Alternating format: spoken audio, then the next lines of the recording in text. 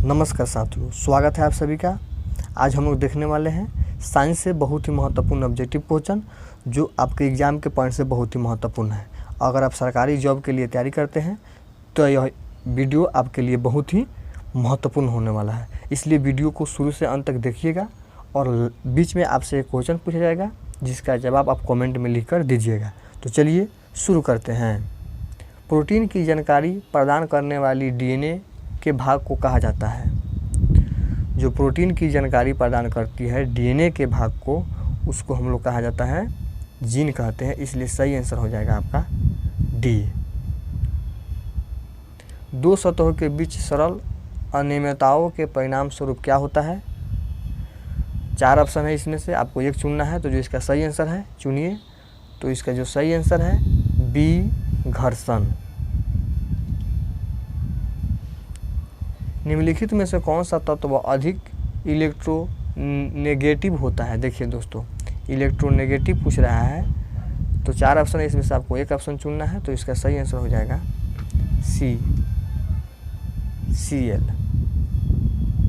Calcium hydroxide के विलयन में जब कार्बन डाइऑक्साइड गुजरती है तो कैसा रंग बनता है? आपसे पूछा जा रहा है कि रंग कैसा बनता है, तो इसका सही आंसर हो जाएगा सी, सफ़ेद।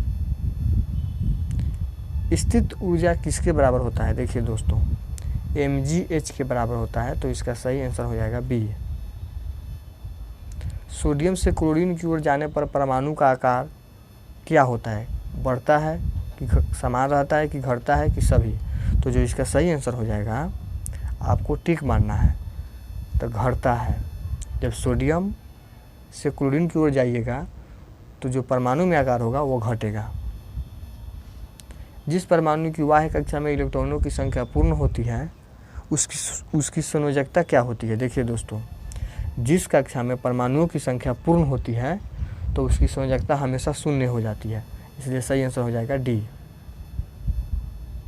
विद्युत बल्ब में आमतौर पर रासायनिक रूप से कौन सी गैस भरी जाती है? देखिए दोस्तों, कौन सी गैस भरी जाती है?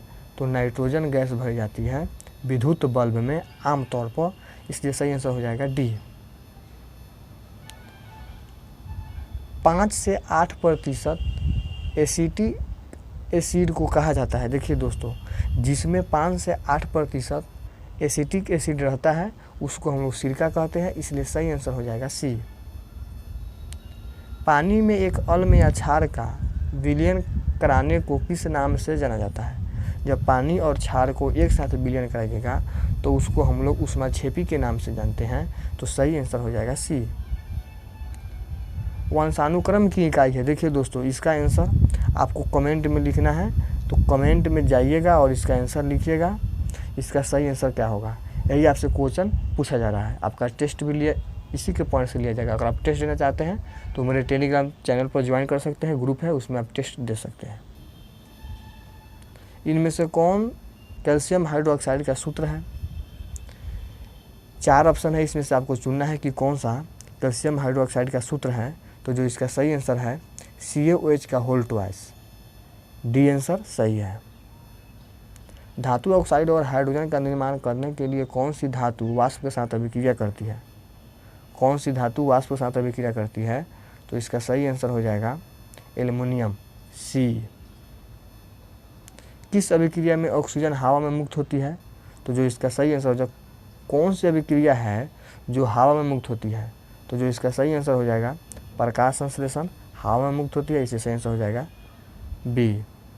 कौन सा तत्व रासायनिक प्रतीक लैटिन से लिया गया है? देखिए दोस्तों, लैटिन से लिया गया है, तो जो इसका सही आंसर हो जाएगा आयरन। इनमें से किस लवण का जलीय विलयन का pH मान 7 से कम होता है?